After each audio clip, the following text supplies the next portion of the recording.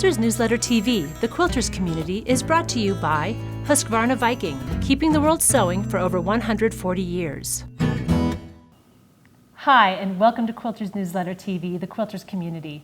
I'm Mary Kate Karr-Petras, and I'm here today with fiber artist Amy Mundinger. Hi, Amy. Hi, Mary Kate. Welcome, and thank you for joining us today. Lovely to be here. Now, you're a quilter. You do a lot of different types of fiber art, and lately you've been working a lot with wool. That's what you were telling me off camera. Yes. Wool felt, to be specific, right? So, and today you're going to be talking to us about how to felt our own wool. Yes. And make our own wool felt for our project. Yes, it's Great. so easy. Well, this is great because I have a couple of sweaters that have maybe outlived their usefulness that I can't bear to get rid of. And so I've been thinking about felting them, but I haven't made that move yet. So I'm really looking forward to this talk. Yes, So. you're going to know just what to do with them. I will. So, of course, wool felt is available commercially. Mm-hmm.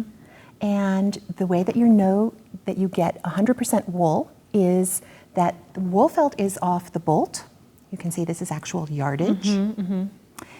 And you can read the bolt label that you're getting 100% wool felt and not a blend, not something synthetic from the craft store, but rather, as quilters really care about what their fiber content is, we want 100% cotton. Mm-hmm. When we work with wool, we want 100% wool. Because we're going to know how it's going to act. Exactly. And you can buy it online as well. A lot of, it's hard to find retail, like 100%, like on the bolt. You know, there may be a few stores that will carry it, but it's not really, really common. So, which is nice because you get variety, but you don't really get to see it, and you don't get to touch it. And that's what it's all about for us. Yes, we really want to see how it feels. So, what I've brought here is felt that I've made from 100% wool sweaters. And this is just an example of something that I've made with those sweaters. These beautiful roses, and I've made these into pin brooches. So that could be for a winter coat or for a wool hat or maybe for your bag. Mm-hmm. They're just a really fun accessory. So soft. Yeah. Really nice. And so has this ever happened to you? Maybe. Close to it. Close to it. Like I said, these are sweaters that are not, you know, I can't donate them because they've shrunk a little bit, you know, but I can't bear to just throw them away, but pretty close. So we're going to do this on purpose. Did you do this one on purpose? I did. Okay. I did. But that's our goal today. It does. And this is a beautiful wool to work with. It cuts really easily. It needles well. And we get this added benefit that we've upcycled something, we've recycled something that was otherwise going to be discarded, maybe not useful. I don't think a child would really fit in that. The proportions are all wrong. So we're going to make it into something useful. Okay. And that's a great thing. So how do we do that? Yes. How do we get from that to this? Yeah. So I've brought some wool sweaters we're going to talk about. Okay. But why is it that wool works so well? That's a good question. And I don't think that's something I've really thought about. Yeah. So wool fiber is something that's very unique. Do you want to bring this over? Sure. Okay. Wool fiber is something that's unique. Mm-hmm. It's different from other fibers. This is a microscopic view of what a wool fiber would look like. You can see it has scales and actually like little fishhook barbs along the way. And what that allows it to do is to reconfigure itself, to rearrange itself and interweave itself in a new way, which we know as felt. Now that's different from a fiber like silk. Silk is a long, thin, fluid ribbon. And so you know what silk is like. It's fluid, it has a wonderful drape, a wonderful hand. Cotton is a plant fiber. It's also a ribbon, but it's twisted. And we know what cotton feels like. Yes. And wool feels differently. It feels scratchy and it has all these barbs on it if we look at it microscopically. And what happens when we felt wool is, this is a microscopic view of what felt would look like, is all these little barbed fibers are rearranging themselves and compacting and hooking onto each other in a three-dimensional way. And you can see it here. Closing up all those spaces in the weave and in the knit. So we want to grab a pile of sweaters and figure out how to get to here. Because not all wool sweaters are created equally. They are not. Okay. They are not. So you might look in your closet, or you might look in a friend's closet, or you might go to a thrift store. Absolutely. And do you ever go to like the season ending 99-cent winter sales and just grab up I'm all the always there. sweaters? So when we are looking for a good candidate to felt, we want to read the labels. And what are we looking for? We're looking for 100% wool. Okay. Is that the only thing that will work, pretty much? We don't want blends. Okay. Why do clothing or garment manufacturers add synthetics or other fibers in with the wool? Is to prevent them from shrinking. But what we want to do is maximal shrinkage. So we want pure wool. Okay. And that's where we're going to get the wonderful felting. So we're going to look at the label. The first place we're going to look is we're going to look at this, and that has no information. So, should I take that sweater or not? There's one more place to look. We can look on the inside seam. Yeah. And there we'll see it says 100% wool. That's good. Now we're not completely sure that this is going to felt well, but we have a good start. Okay. It says 100% wool. I'm going to read further on the label, and it says hand wash, and then it says at the bottom, dry cleanable. Bingo! We've got it. Because anything that has to be dry cleaned is at risk for shrinkage, and that's what we want. And that's the manufacturer kind of protecting themselves against claims. So this would be a good candidate, but this isn't going to produce a whole lot of yardage. Plus, I noticed it's a very light feeling. It is. Is that good? Is that something that you? It's going to produce a different hand. Is that something that you like, or it depends on the project? I like all different kinds of felt. Okay. I want felt that's thick and thin and has texture. I just gives me more of a palette to work on when I'm appliquing or creating roses or creating new things with it. Now this is probably my favorite kind of sweater. I'm looking at the label. It says on the front, 100% Shetland wool, dry clean only. Love that. But there's another thing we can look at, and that is that I can see a very open and lofty knit. You can actually see the air pockets in this knit. It's not tight. And that's going to allow those fibers to rearrange themselves. So this is a great sweater for felting. And I actually have one of these sweaters, which is one of the candidates I was thinking What of. are you going to do with it? Yes, Question. because you're right, they just have that nice bulk, and there's a lot of fabric in there. So here's another sweater that you're going to see. And this is what we would think of as a fine merino Italian sweater. It's beautiful. It's just gorgeous. It has a beautiful drape. It's a sweater you would love to wear, but then when it's worn out or you have a hole in it, or a stain, what do? Well, you can also felt this if it's 100% wool, but it's going to give you a different hand. This is an example of how this sweater would felt. Okay. So you can, if you feel it, you can see it's very thin. I'm just going to pull this one over for comparison's sake. I mean, you can see the thickness. This is like 1/8 of an inch, thick. It's probably about 2 millimeters thick.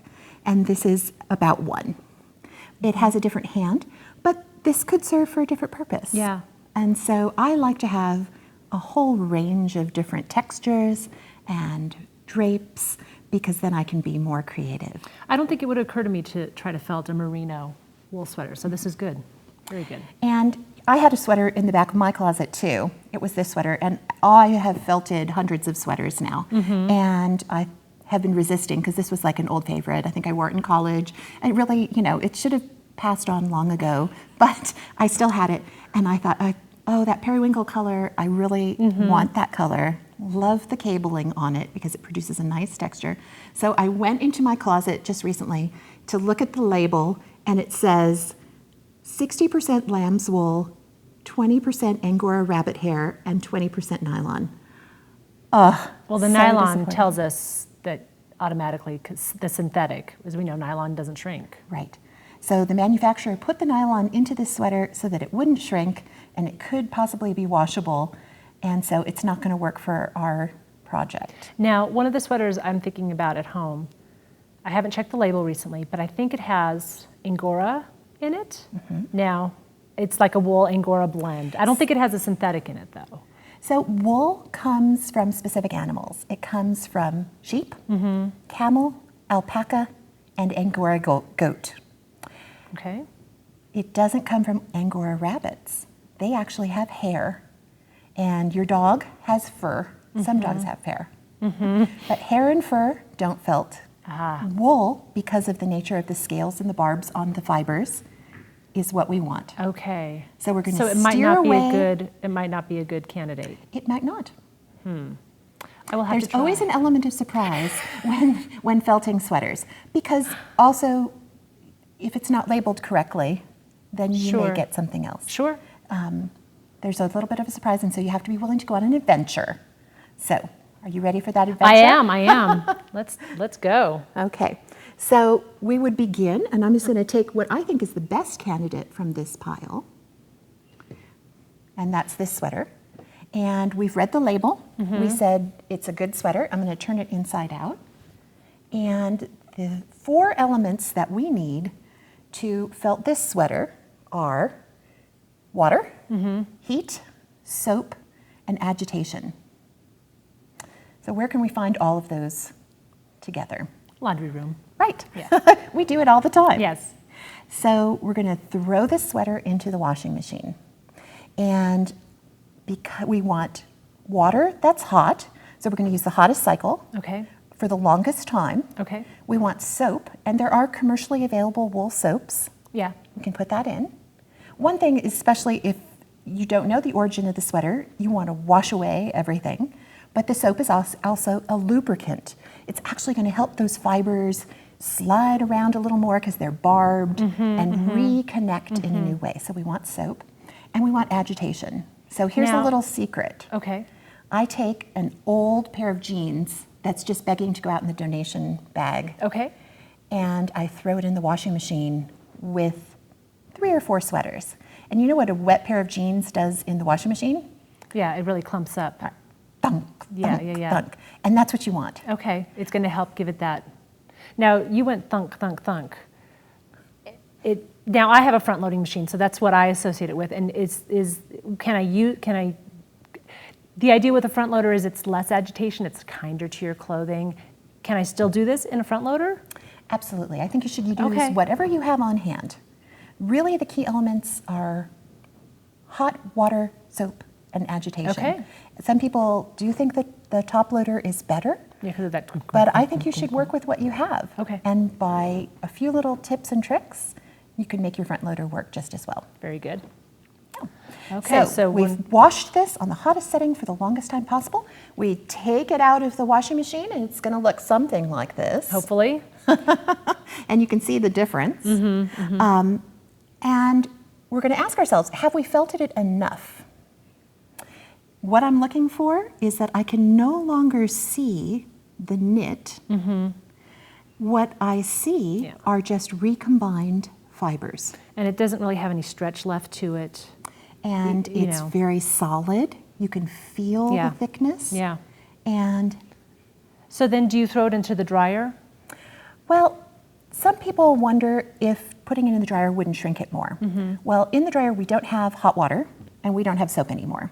So all we really have is heat and maybe a little bit of agitation. So it's really not going to add anything? No, I like to save energy, and so I just let my sweaters dry for 1 or 2 days, and then they're good to go. Great. So then our sweater's dried. Our sweater is dry, and I just happen to have over here a sweater this happens to be a cardigan that I have felted, and you can see there's still a little bit of the cabling showing, but that's great. I like that texture. It's something that I'm looking for. But if you turn it over to the back, you can see it's really hard to see the knit anymore. So you have choices. We have choices. We have actually 2 sides to work with. Yeah. And then you just go to town? Yeah. So, well, this still is a garment. You know, it's really not very workable in this state.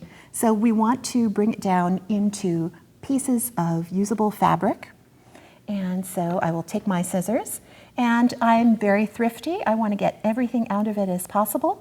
So I'm going to look at these seams, and I'm going to take my scissor and I'm going to cut right up against the felted seam allowance. And it's not catching, it's just cutting right through, It is like butter. Yeah. It is so lovely. Which is another indication that you have felted enough, right? Exactly. So we're going to cut out the arm, and you'll see. So you just get as many full, whole pieces out of that as you possibly can. Exactly. Yeah. So you can see we're going to be able to cut the whole back out, and I've just cut around the armhole and cutting up against the seam. Actually, you've got a couple of samples there of the same process, right? It is. Look at that.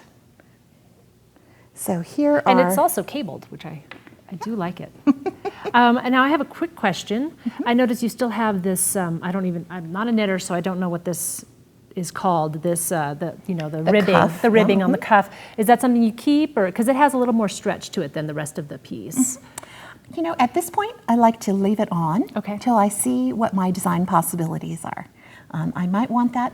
A lot of times I will just take my scissor and just cut that off and use it for a different project. And I'm more concerned with the majority of the fabric that I have here.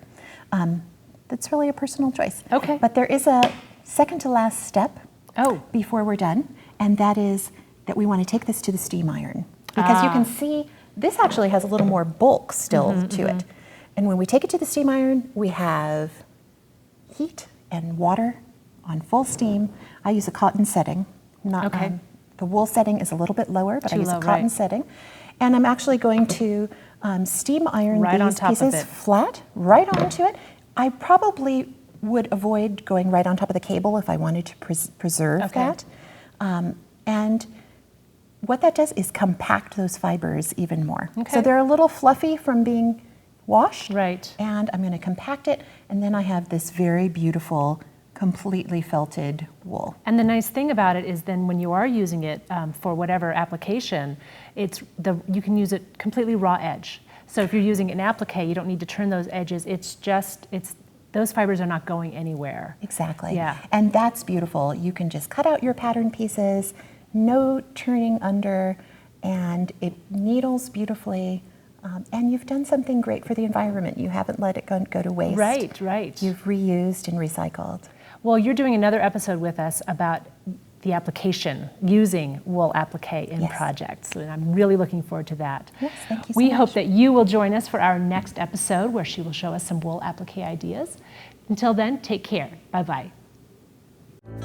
Quilters Newsletter TV, the Quilters community, is brought to you by Husqvarna Viking, keeping the world sewing for over 140 years.